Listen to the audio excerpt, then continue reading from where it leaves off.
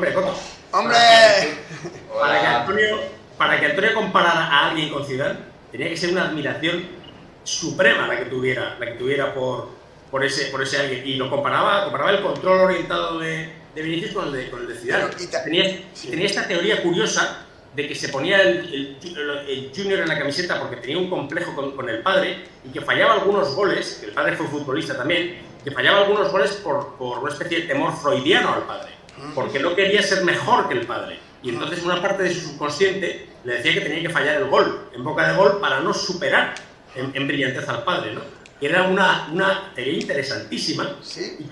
y que yo no sé si hasta Vinicius llegaría a sus oídos y llegaría a considerarla, ¿no? Sí, sí, porque se puede decir que se desempolvó de esa presión y empezó a meter goles como churros. O sea, oye, tenemos aquí un invitado muy poderoso que acaba de hacer entrada, ¿no?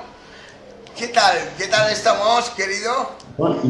Buenas tardes, un placer estar con vosotros de nuevo, otra vez, ¿no? Gracias a ti, de verdad, por acudir a la llamada. Que estamos aquí intentando rememorar algunas experiencias que vosotros habéis tenido con mi padre. Ahora ya parece mentira, pero han pasado ya más de 700 días, Coto, sin él. Bueno, yo ahora, antes de iniciar el programa, le decía a Jorge, oye, pero ¿Escotado está más vivo ahora o me lo parece? O sea, ¿realmente se habla más de él o no? Yo en la última entrevista que tuve con tu padre es lo que le dije, ¿no? Digo, porque claro, hablábamos ya de que el final suyo era cuestión de días. Y le dije, tío, digo, pues si es que tú vas a permanecer vivo, vas a ser casi eterno, ¿no? Porque mientras te estemos recordando, vas a seguir vivo para nosotros, ¿no? Por lo menos para mí, no va a morir nunca. Siempre va a ser alguien que va a estar en el recuerdo y va a tener esa presencia permanente, porque son muchas sensaciones vividas con él, porque son emociones vividas con él, y porque es un aprendizaje haber sido amigo suyo, un aprendizaje de vida. Y entonces, pues bueno, pues esa gente que tiene ese peso tan importante en la vida de uno, pues es como se dice, pues mi madre, ¿no? Pues nunca morirá, ¿no? Sin embargo, oye, pues muere un hermano tuyo, un padre, un no sé qué, a lo mejor, y a los 3 días ya no te acuerdas de él, ¿entiendes? Ni el día que se muere siquiera, ¿no? Pero lo que te quiero decir es que, por lo menos en mi caso, como en el de todos, dependiendo de ese legado que nos haya dejado a cada uno, pues mientras seamos conscientes de ese legado y tengamos esos recuerdos, pues va a permanecer vivo siempre. Y luego también es cierto que ahora es más fácil o es más cómodo halagar a alguien, y sobre todo en la cultura de nuestro país, a alguien que ha fallecido, con lo cual, bueno, pues se le da quizá la importancia, en parte de algunos, la importancia que no le dieron en vida, ¿no? Pero eso es muy normal. Aquí yo entraría, Coto, con el posible malditismo de mi padre y la posibilidad de que sí, ciertamente en la actualidad, su pensamiento ahora que ha fallecido, sus detractores ahora se convierten en seguidores. Por ejemplo, ¿tiene la Policía Nacional un manual sobre estupefacientes más importante que Historia General de las Drogas? O sea, ahora mismo es un objeto de estudio, pero mientras estaba vivo era un objeto de estudio, pero incómodo. No, era subversivo. Subversivo, exacto. Ese libro fue siempre subversivo. Es decir, como la personalidad de Antonio fue siempre subversiva. A pesar de ser un liberal y de ser todo lo que era, un materialista, conservador, porque no era, pero creyente ha dicho antes Bengoechea. Porque aquí queríamos entrar contigo. Sí, no, él tiene una evolución, lógicamente, ¿no? Es decir, además uno de sus grandes méritos, por lo que yo le admiro, es que es un tipo que me enseñó a saber rectificar. Es decir, que me enseñó que la humildad es una parte muy importante de la inteligencia y que te hace llevar a reconocer, bueno, pues a lo mejor pensamientos que no eran los correctos, que tú puedes llegar a entender que no eran los correctos, y admitir una evolución que no tiene por qué, bueno, pues descartar esa trayectoria, porque una cosa es consecuencia de la otra, ¿no? O sea, no te hace de menos el poder cambiar de opinión. Y todos cambiamos de opinión. Yo antes pensaba que Florentino era un gilipollas.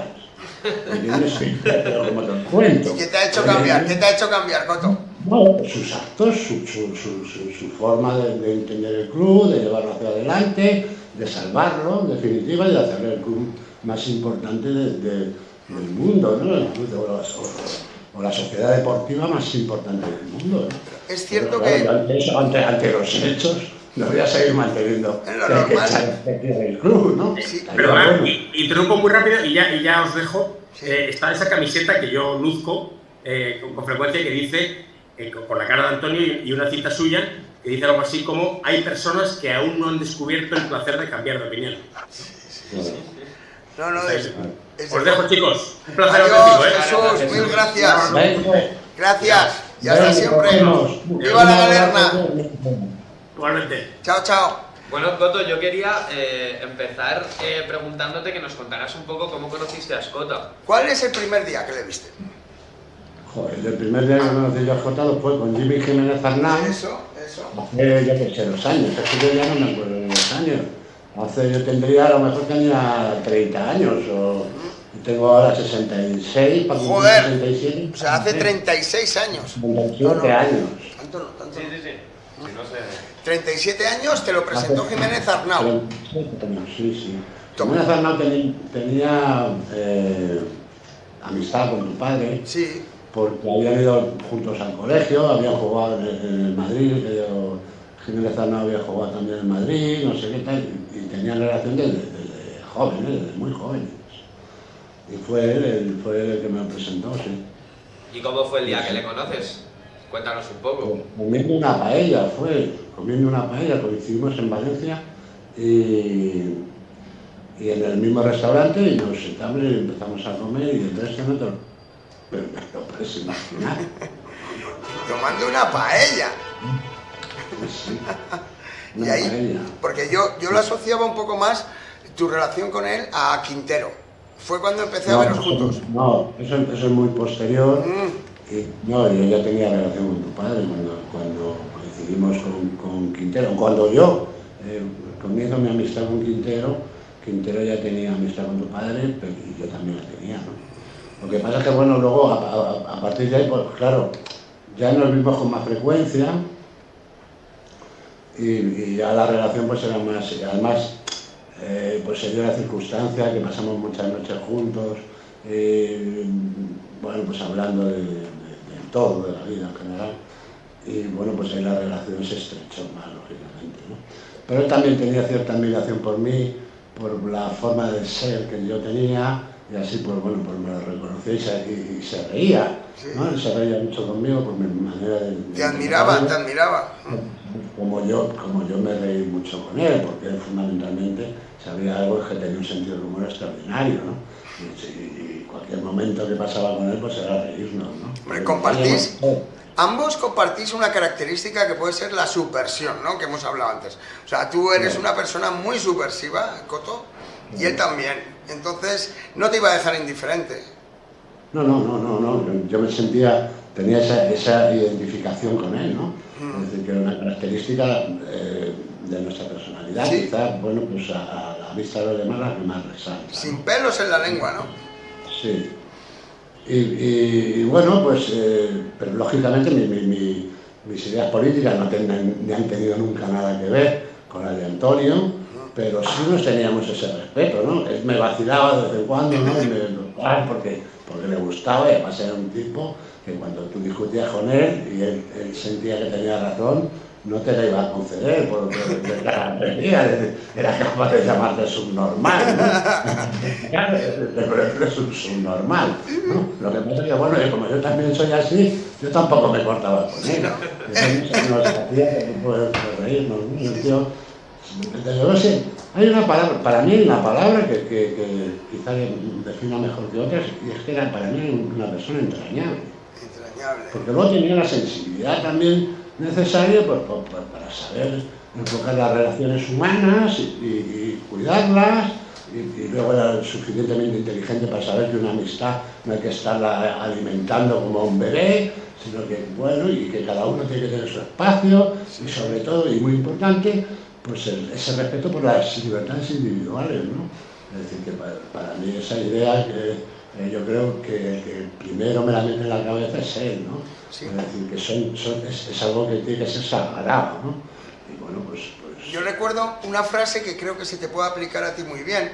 Él valoraba las amistades por la generosidad en el dar y la economía en el pedir. Entonces, que yo recuerde, él siempre no te trataba como podía tratar a la gran mayoría que se acercaban a él para pedirle esto, pedirle lo otro, tal cual. Contigo era, pues, aportabais cada uno, o sea, ninguno llamabais al otro porque os necesitabais, sino que era un mutuo acuerdo, ¿no? O sea, él a ti, incluso creo que le tenías en deuda, que le habías regalado alguna botella maravillosa o algo. Yo también lo he visto yo. Pero, bueno, la última que le regalaron, que se la regaló Florentino, me la metí yo. ¿Te la metiste tú, la don Julio? Sí. Pero, bueno, es que la amistad, al menos para él, no tenía esa visión comercial que tiene para otros, ¿no? Claro. Que parece que es un trato comercial, aunque si no tienes una ventaja con alguien, claro, no vas a ser suyo, ¿no? Entonces, bueno, pues como eso también en mi caso, pues es igual, ¿no? Es decir, yo no tengo un amigo por lo que pueda tener de él, ni muchísimo menos, aunque al final acabas obteniendo muchísimo más, lógicamente, pero ese enriquecimiento, pues de cierta manera, sí es una moneda de cambio, ¿no? Porque él tenía fama de ser un poco adusto, un poquito colérico, vamos, que el trato así no era fácil con él. Por ejemplo, los periodistas le temían. No, claro, no, los periodistas y cualquiera que le rodeara, porque era muy capaz de decir, oye, pero tú que eres gilipollas, ¿no? Cualquiera en mitad de la conversación de un café, ¿no? Es decir, que pues, por ahí no se cortaba ni un poco. Es decir, él era crítico y era crítico con todo el mundo. Por ahí no se lo miraba. Pero aparte de eso, sí era un tipo generoso. Sí, porque has dicho entrañable antes. Entrañable. Para mí era entrañable porque para mí, de entrada, yo cada vez que le veía era una sonrisa. Ya podía estar jodido, podía estar fatal, o incluso en la desgracia. Yo me acuerdo cuando falleció tu hermano, sí. Pues cuando falleció Román, que para él fue un palo extraordinario, pues ni en esos momentos bajaba la guardia, es decir, tenía ese comportamiento, eso le hizo además esa pérdida tan importante en su vida, pues lo hizo más humano. También es posible, sí. Le dio otro enfoque, ya pasó de ser tan absolutamente materialista como había sido, a entender más la vida a un plano espiritual, ¿no? Es decir, que para mí fue, por eso te digo, para mí siempre supuso una enseñanza en todo, era un tío divertido, que era divertidísimo. Tenía anécdotas para contar, que te empezaba a contar, claro, por otros tíos se sientan una noche a cenar y te cuentan una anécdota y al año siguiente te cuentan las otras 3 anécdotas que te habían contado. No. Este tenía para todo. O sea, la experiencia vital era tan grande que tenía anécdotas, pues para contarte todos los días 7, ¿no? Entonces, pues era un placer estar con él. Aparte, pues de su cultura, su inteligencia, su sentido crítico, su capacidad analítica, lo entendía todo. Lo mismo podía discutir con él de matemáticas que podía discutir de filosofía, de lo que fuera. Y luego era un tipo también, pues eso que te animaba a perder el miedo a todo, a no tener miedo por nada, a experimentar, porque la vida al final, si la pasas sin experimentar, pues ya no sabes por dónde has pasado, ¿no? ¿Qué coño haces? ¿No? Entonces para mí pues es eso. Por eso antes decía Bengoechea que yo creo que no va a morir nunca, que va a ser eterno. Es decir, porque bueno, es tal el legado que nos deja, lo que nos ha dejado, que Sí.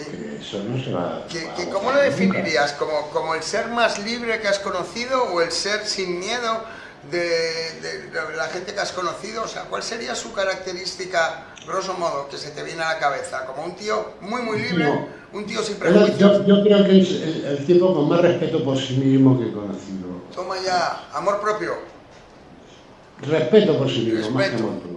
Pero El amor propio quizás es otra cultivado, cosa que- ese respeto es cultivado, Coto. Sí. Él trabajaba. Sí, pero ahora dicen un ser basado, ¿no? O no sé qué. Pues esto. Un ser basado con un respeto inmenso por sí mismo y consecuente con su forma de entenderlo todo, ¿no? Y eso no es ser soberbio, ¿no? No, eso es ser inteligente, no ser soberbio. La soberbia no tiene nada que ver con la inteligencia. Y Coto, ¿nos podrías contar una anécdota que recuerdes con especial cariño de los dos, de tú y Escota? Sí, tengo una, pero no te la puedo contar. Hay alguna que no puedes contar. Ay. La mayoría no las puedo contar. Pero que sí. Claro. Porque la gente no lo entendería. La gente es tan tonta que no lo entendería. No tiene nada que ver con las drogas, ¿eh? No tiene nada que ver con las drogas. Pero te digo que no lo entendería. Bueno, Pero sí era un tipo, además que tenía ya te oriento un poco, esa especial admiración por la belleza. sí. Era una persona como ética, que era también estética. Entonces tenía mucha admiración por el género femenino.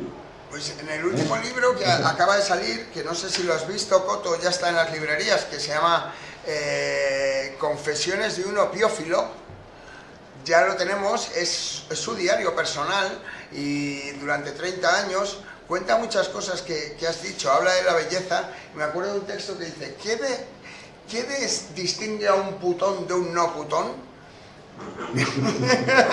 Sin duda su belleza, pero si por belleza entendemos algo que no se ve. Entonces, este libro estoy deseando hacértelo llegar, porque te lo vas a pasar teta. Por ahí va la cosa. Por ahí va la cosa, ¿no? Por ahí va la cosa. Bueno, oye, Coto, mil gracias. No, de nada. Gracias por estar aquí y por acudir a la llamada de la emboscadura para celebrar, ¿no? Pero para rememorar un poco la figura de este personaje, ¿no? Que es mi padre, pero que aunque no fuera mi padre... La figura de este figura. Este figura, sí.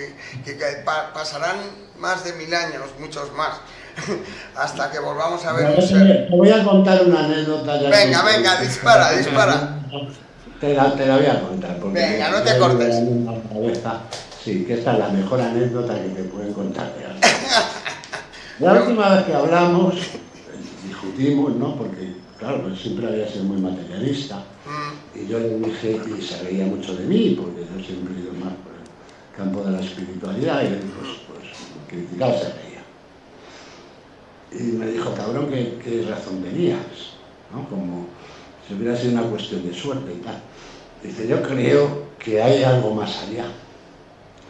Digo, mira, yo estoy convencido y tal. Dice, vamos a hacer una cosa.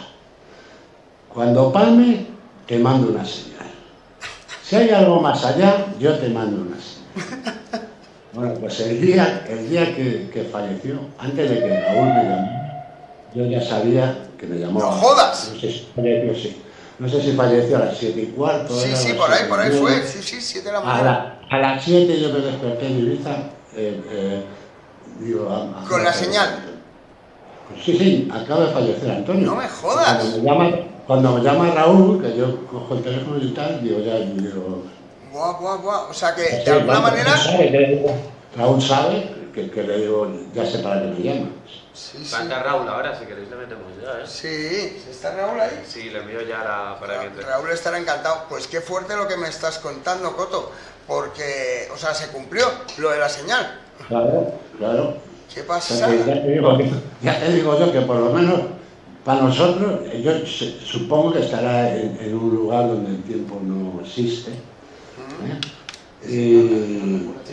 Y creo, y estoy absolutamente convencido de que nos volveremos a ver que será una maravilla volvernos a encontrar y volver a ver su sonrisa y darle un abrazo enorme. Qué bien. Pues, Seguro. Otra pregunta que te quería hacer es, si pudieras preguntarle algo ahora mismo o que opinara sobre algún tema, ¿cuál elegirías o qué elegirías preguntarle? no, porque no sería cuestión de cabrearle. No sería cuestión de cabrearle. Esta cosa, que por cualquier cosa que le preguntes, alguien inteligente se tiene que indignar. Es decir, entonces procuraría hablarle pues, de la belleza. Sí, aunque seguro que tendría alguna opinión para Pedro Sánchez y toda la deriva. Y lo de Ucrania y lo de los árbitros pagados. Las tenía para el entorno, imagínate para el resto. Pues bueno, oye, pues gracias Coto de verdad por intervenir y también te quiero dar las gracias en general porque mi padre a mí me hablaba muy bien de ti siempre y como una persona en la que podía confiar, se sentía muy a gusto contigo y yo creo que era un poco que no guardabais ningún tipo de forma el uno con el otro, ningún tipo de medida cautelar, o sea, no, ibais a lo bestia, porque tú también eres un poco así, ¿no? O sea, tú no sabes decir las cosas, medio cosas, ¿la dices o no la dices? ¿Te guste o no te guste? Entonces, a él le encantaba esa manera tuya, que era arrasadora, ¿no? Que decía, ¿cómo te llama? Telepredicador. Y te lo tomabas a bien. Hombre, mira quién está aquí. Mira, estábamos hablando de ti hace un rato. ¿Qué tal estás? Raúl. Mal. Se te Te oye mal. oye muy mal. Quítate la mierda esa que llevas en las orejas. Joder, Raúl. Pero de culo. Pero se te oye. Vaya mierda, tío. Los paraísos no lo pueden tener todos, el wifi no funciona. Bueno, es que esto no se va a oír luego, A Raúl. ver, Raúl, ¿no tienes ningún micro o algo que puedas acoplar? Si no, pues lo apañamos así, le subimos un poco la voz. Pero, hostia, a ver un momentito, déjame. ¿No tienes un micrófono? Espera, me voy a levantar de un segundo también. Sí. Mientras, Coto, si te puedo ir haciendo alguna otra pregunta, que tengo aquí un par más, si te parece. Bueno, tira, a ver. Me gustaría saber, vosotros que le conocíais más y tal, ¿cuál era la faceta menos erudita de Escota? No tenía faceta no erudita, es que era un erudito. Entonces es que, Todo, ¿no? es que te vuelvo a decir lo que os comentaba antes, es que podías hablar con él de lo que fuera. Es que te ponías a hablar de física cuántica y sabía de física cuántica, no que fuera ningún físico de la de Dios, pero vamos, estaban los conocimientos muy por encima de lo que es la cultura general, pero muy por encima. Y como eso cualquier cosa, de lo que hablaras con él. Bueno, Raúl, que lo tuvo que soportar ya también muchos años. Joder, no, pero yo Ahora se te oye perfecto. Pero es que era cualquier cosa. Es que te ponías a hablar de las mejores guitarras de los 70 y te daba una lista de nombres que tú ya ni habías oído, ¿no? Esto enlaza con lo siguiente que quería... Esto enlaza con lo siguiente que quería cualquier comentar. cosa. Historia del jazz, te contaba, fútbol, cine, lo que fuera, pero lo que fuera. Es decir, es un tío que bueno, tenía una cultura extensísima. Y que encima era tan ameno, porque era tan gracioso, era tan ameno en los relatos y las cosas, como contaba, cómo explicaba, cómo describía. Es decir, tenía esa facilidad para todo, por eso se podía poner a escribir un libro de economía y te partías el rabo a hablar cuando mencionaba a Voltaire, ¿no? Entonces, pues claro, te reía por cómo lo describía con sus villas de plata, no sé cuántos, tal, lo destrozaba en media hora. Sí. Bueno, media hora, en 5 minutos. Era capaz de destrozar a lo que fuera, ¿no? Pero eso estaba soportado en esa extensísima cultura que tenía y en ese sentido del humor que tenía, que era un sentido del humor súper afilado y súper fino. La gente inteligente tiene sentido del humor, ¿no? Claro, Sí. Raúl, ¿Se me oye ahora? sí, se te oye Sí, perfecto. perfecto. Pero Sí. cuéntale Es la que audiencia. Raulito, parecías un DJ. Ya, Lucho, pero es que no tengo cascos adecuados para eso. Pero bueno, ¿qué tal, Coto? ¿Cuánto tiempo? Bien, mucho tiempo, Raúl. ¿Cuánto tiempo? Yo te escuchaba ahí ahora un poco, antes que decías lo de que era una maravilla escucharle, ¿no? A Antonio, porque, claro, que tú me preguntabas, claro, yo eso me pasaba, tío. Aparte, y un poquito más porque yo, pues, por lo que fuera, pues no soy tan leído ni tan culto. Entonces, pues claro, era maravilloso porque cualquier cosa era espectacular, era toda una maravilla y como lo decía Antonio, ¿no? Entonces, era, o sea, todo mi tiempo que estaba con él era escuchando, aprendiendo, observando y cambiando de idea, ¿no? Como dice Coto, ¿no? Que era una maravilla, eso, Coto, era una maravilla. Eso yo estoy contigo, pero al 100%.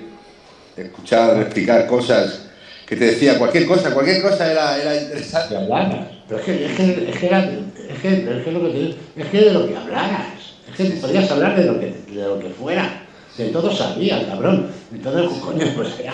O sea, mira, te voy a contar también otra anécdota. Un día estamos en casa de Jesús Quintero y estábamos, bueno, en un ático, teníamos su chimenea y una librería. Estábamos allí, pues ya serían las 4 o las 5 de la mañana. Y yo, pues, cité a Shakespeare, pero sin una conversación que venía de las supersticiones, de los...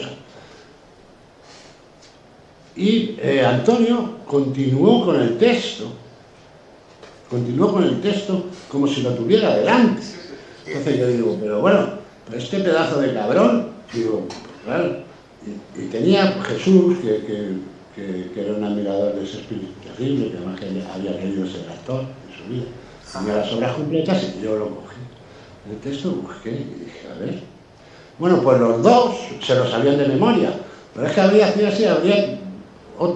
a voleo, 30 páginas más para allá, y citaba yo así, tal, pum, leía, y pum, y también. Y entonces, claro, tenía también esa memoria prodigiosa, de que se acordaba de todo, de que era acojonante. Por eso tenía esa facilidad para escribir.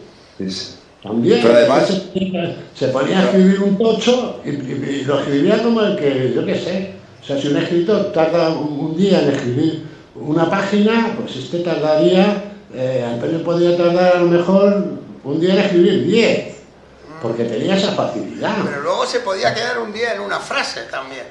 O sea, Sí. él trabajaba mucho el lenguaje. Ya casi al final que escribía sin adjetivos. Que esto es una proeza, pues bueno. Eso era una maravilla, Jorge. A mí lo que me encantaba, buenas Jorge, que no te he dicho nada. Hola, querido. ¿Qué digo? Que estoy. A mí lo que me encantaba, claro, yo vengo de Barcelona, y entonces me encantaba la facilidad que tenía él de hablar el lenguaje castellano, o sea, pero tan simple, pero tan correcto y tan directo. O sea, eso era para mí, porque todo el mundo le intenta poner florituras a las cosas, ¿no? Pero, o sea, era una maravilla, porque eso entendí que era más bonito, así, más difícil, evidentemente, Más también, desnudo. mucho más difícil. Claro, él entiende la elegancia y la simplicidad. Exacto. Por eso tiende a eliminar, cuando ya al final cuando escribe, hasta los adjetivos. Es decir, Claro. es absolutamente sublime. Y bueno, con esto os tengo que dejar, Raúl. Claro, Coto. Oye, Gracias. Que coincidimos, macho. Sí, vamos a hablar con Jorge porque hay las joyitas guardadas, esa joyita Sí. guardada que como Escúchame, el vino. Dime. ¿estás en Ibiza o dónde estás?